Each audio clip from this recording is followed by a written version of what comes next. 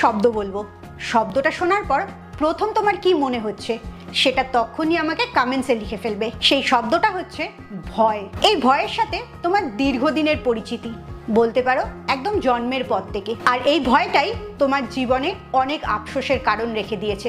ভয়ের জন্য তুমি অনেক কিছু বলতে পারোনি, ভয়ের জন্য তুমি অনেক স্বপ্ন পূরণ করতে পারোনি, এমনকি আজকের ডেটেও তুমি ভয়ের জন্য মন খুলে বেঁচে থাকতে পারো না। এই ভয়টা শুরু হয় কবে থেকে, আজকে এই ভয়টা তোমাকে কি জায়গায় দাঁড় করিয়েছে, এবং সবচেয়ে গুরুত্বপূর্ণ, এই ভয়টা থেকে তুমি বেরোবে কি করে। ভয়ের জার্নিটা শুরু করছি একদম শুরুর থেকে, সেই তুমি যখন ছোট বাচ্চা থাকছো তখন থেকে। ভেবে দেখো তো, ছোটবেলায় বাচ্চাদেরকে নানা রকম ভয় দেখানো হয়, যাতে তারা রাস্তায় চলে না যায়, কোনো দুষ্টুমি না করে, তাড়াতাড়ি খেয়ে নেয় বা তাড়াতাড়ি ঘুমিয়ে পড়ে। তুমিও যদি আজকের ডেটে তোমার বাচ্চার সাথে এটা করো, তুমি আর সেটা করবে না। তো ছোটোর থেকেই আমাদের ভেতরে একটু একটু করে ভয়টাকে ঢোকানো হয়। তারপরে আমরা যখন স্কুলে যেতে শুরু করি, পড়াশোনা শুরু হয়, তখন অন্যরকম ভয় ঢোকানো হয় যাতে পড়াটা আমরা ঠিক করে করতে পারি। এবং তার মধ্যে মারাটাও একটা ভয়ের কারণ।